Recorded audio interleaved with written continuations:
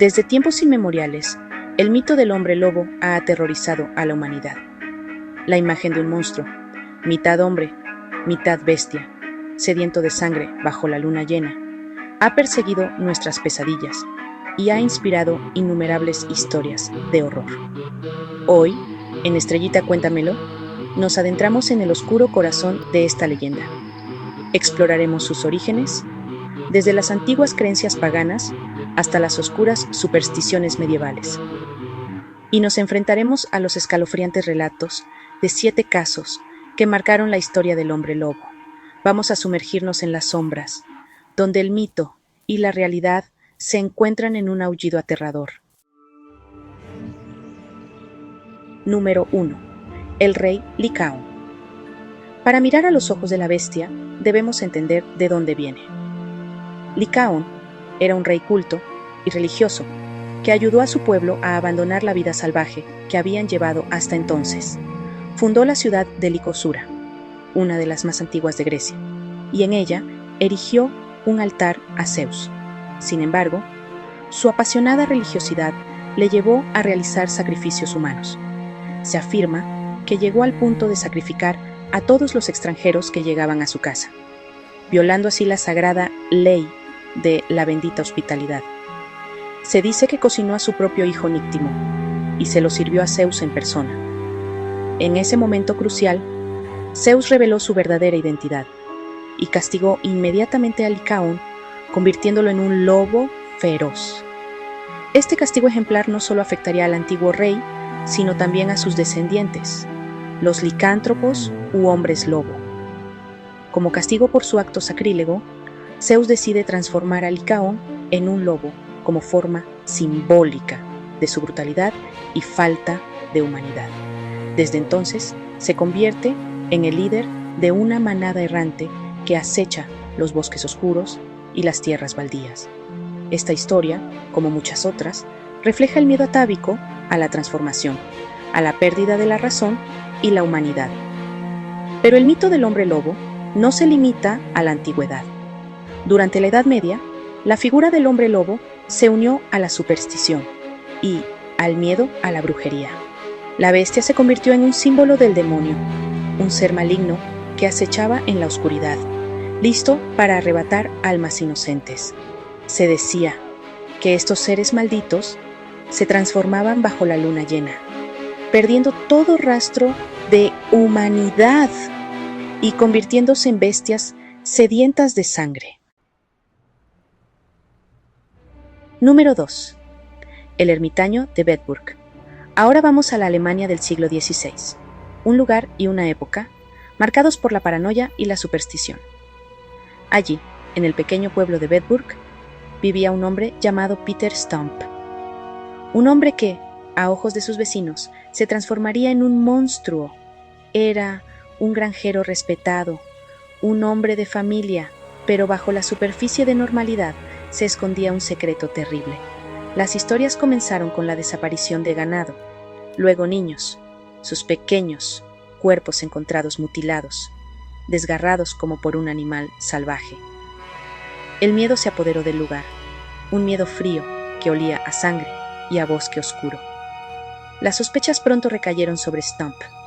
Se decía que había sido visto en el bosque. Sus ojos brillaban con un hambre antinatural bajo la luz de la luna. Decían además que llevaba consigo un cinturón de piel de lobo, un regalo del mismo diablo que le otorgaba el poder de transformarse. Tras ser sometido a tortura, el hombre confesó crímenes atroces. Confesó haber hecho un pacto con el diablo, haber devorado a innumerables víctimas, incluyendo a su propia familia. La imagen que pintó de sí mismo era la de un monstruo, un ser consumido por la sed de sangre. ¿Era Stump realmente un hombre lobo? ¿Un ser maldito condenado a transformarse en bestia? ¿O era simplemente un hombre destrozado por la culpa y la locura? Número 3. El terror de Gévaudan. Vamos a la Francia del siglo XVIII, a la región de Gévaudan, un lugar de colinas verdes y bosques profundos que se tiñó de sangre y terror. Porque en Gévaudan, durante 3 largos años, una criatura desconocida, un monstruo. Acechó los caminos y sembró el pánico entre sus habitantes. La bestia, como se la conoció, era descrita como un lobo de tamaño descomunal, con un pelaje rojizo y unos colmillos afilados como cuchillas. Pero lo que realmente aterrorizaba a la gente eran sus ojos. Se decía que brillaban en la oscuridad con una inteligencia inhumana. Los ataques comenzaron en la primavera de 1764. Pastores, mujeres, niños, nadie estaba a salvo de la furia de la bestia. Los cuerpos de las víctimas eran encontrados mutilados, con terribles dentelladas y marcas que ningún lobo normal podría haber hecho. El pánico se apoderó de Gévaudan. La gente se encerraba en sus casas al caer la noche, aterrorizada por el sonido de los lobos, aullando en la distancia. Se organizaron cacerías masivas. Se contrataron a los mejores cazadores del reino. Incluso el propio rey, Luis XV, envió a sus hombres para acabar con la amenaza. Pero la bestia parecía intocable, un fantasma que se movía entre las sombras, burlándose de sus perseguidores. Algunos susurraban que se trataba de un hombre lobo, un ser demoníaco que solo podía ser detenido con la ayuda de la iglesia. Número 4. Conocido como el hombre lobo confeso. En el siglo XVII, en la fría y remota región de Livonia, un hombre llamado Thies de Kaltenbrunn desafió las creencias de su época al confesar abiertamente ser un hombre lobo. Pero no un monstruo, sino un protector, un guerrero de la luz. Su historia, lejos de inspirar terror, se convirtió en un símbolo de esperanza en una tierra asolada por la superstición y el miedo. Thies no se avergonzaba de su supuesta naturaleza dual. Afirmaba, con orgullo, que, junto a otros hombres lobo como él, descendía al infierno 3 veces al año para luchar contra brujas y demonios, protegiendo así las cosechas y al ganado de sus malignas influencias. Su historia, aunque increíble, resonó con fuerza en una sociedad aterrorizada por la brujería. Sin embargo, la Iglesia no veía con buenos ojos sus afirmaciones. Acusado de herejía y de pactar con el diablo, fue juzgado y condenado a ser azotado públicamente. A pesar del castigo, Thies nunca se retractó de sus palabras, manteniendo hasta el final su verdad. Él era un hombre lobo, un guerrero de Dios en un mundo de tinieblas. Número 5. El hombre lobo de Állaris. En la España del siglo XIX, un monstruo sembró el terror en los caminos de Galicia. Su nombre era Manuel Blanco Romasanta, un hombre de apariencia común, que escondía un secreto atroz, una sed insaciable de sangre humana, que lo convertiría en uno de los asesinos en serie más famosos de la historia. Romasanta era un vendedor ambulante, un hombre de pueblo que recorría los caminos ofreciendo sus mercancías. Pero bajo esa fachada de normalidad se escondía una mente retorcida, un depredador que acechaba a sus víctimas en la soledad de los caminos rurales. Las desapariciones comenzaron a sucederse, primero una mujer, luego otra, hasta que el número de víctimas llegó a ser imposible de ignorar. Romasanta fue capturado y, para sorpresa de todos, confesó sus crímenes con una frialdad escalofriante.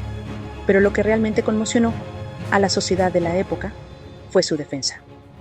Él declaró que no era responsable de sus actos, ya que sufría de una extraña enfermedad que lo transformaba en lobo. Según su testimonio, cuando la bestia se apoderaba de él, perdía el control, convirtiéndose en un depredador salvaje, incapaz de distinguir el bien del mal. Tal vez Romasanta prefería ser un hombre lobo, un ser maldito condenado a transformarse en bestia, que simplemente ser un asesino despiadado que buscaba en el mito una excusa para sus crímenes. Número 6. El hombre lobo de Ansbach. En el corazón de la Alemania del siglo XVIII, la ciudad de Ansbach se vio sacudida por una serie de ataques brutales que sumieron a sus habitantes en un estado de pánico y paranoia. La leyenda del hombre lobo, relegada a los cuentos de viejas y a las fogatas, volvía a cobrar vida en las calles empedradas y los callejones oscuros de la ciudad. Los rumores comenzaron a extenderse como la pólvora. Una criatura salvaje acechaba y atacaba en la noche, un ser de fuerza sobrehumana. Los ataques seguían un patrón escalofriante. Las víctimas, en su mayoría mujeres y niños, aparecían mutiladas. El miedo se apoderó de la ciudad. Las calles, antes llenas de vida, se vaciaban al caer la noche. La gente se encerraba en sus casas, aterrorizada por el sonido del viento aullando entre los tejados, imaginando en cada sombra la silueta amenazante del monstruo. Las autoridades, presionadas por el pánico generalizado, organizaron la cacería de la bestia y ofrecieron recompensas por la cabeza del hombre lobo. Cualquier extraño, cualquier persona que no encajara en el orden social, era sospechoso de ser el monstruo. Finalmente, un vagabundo fue capturado y acusado de ser el hombre lobo de Ansbach. Sometido a tortura, el hombre confesó los crímenes, aunque muchos dudaron de la veracidad de su confesión.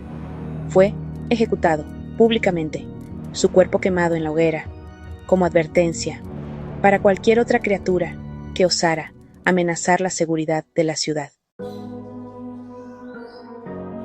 Número 7. El ermitaño de Dole. En la Francia del siglo XVI, en una época de hambruna y agitación social, la historia de Gilles Garnier, el ermitaño de Dole, se convirtió en una macabra leyenda que ilustraba la delgada línea que separa la humanidad de la bestialidad. Garnier, un hombre solitario que vivía en los bosques que rodeaban la ciudad de Dole, se transformaría, a ojos de sus vecinos, en la encarnación del mal. Los rumores comenzaron con la desaparición de personas que se aventuraban en el bosque en busca de comida o leña y que jamás regresaban a sus hogares. El pánico se apoderó de Dole.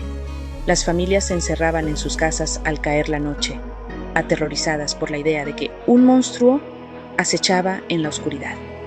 Las sospechas recayeron sobre Garnier, el ermitaño que vivía al margen de la sociedad, un hombre consumido por la soledad y la miseria. Se decía que había sido visto cerca de los lugares donde desaparecieron los niños, sus ropas manchadas de sangre y barro. Capturado y sometido a tortura, Garnier confesó crímenes atroces. Confesó haber devorado a las personas, describiendo con detalles escalofriantes cómo la bestia que llevaba dentro lo obligaba a saciar su hambre atroz. Afirmaba haber hecho un pacto con el diablo, quien le había otorgado el poder de transformarse en lobo para poder saciar su sed de sangre. Y así, llegamos al final de nuestro viaje, a través de las historias de hombres y mujeres que se enfrentaron a la bestia, ya sea en su interior o en la forma de un monstruo que acechaba en la noche. Estos casos, aunque separados por el tiempo y la distancia, comparten un hilo conductor: el miedo a lo desconocido, a la bestia que todos llevamos dentro, esperando el momento para ser liberada. La idea del hombre lobo sigue fascinándonos y aterrorizándonos por igual, porque el hombre lobo representa nuestros miedos más profundos, nuestra propia capacidad para la violencia y la crueldad. Estos casos nos muestran que el mito del hombre lobo ha sido una fuente constante de miedo y fascinación a lo largo de la historia. Gracias por ver el video. Déjanos tu like, tus comentarios y no olvides suscribirte para más historias escalofriantes.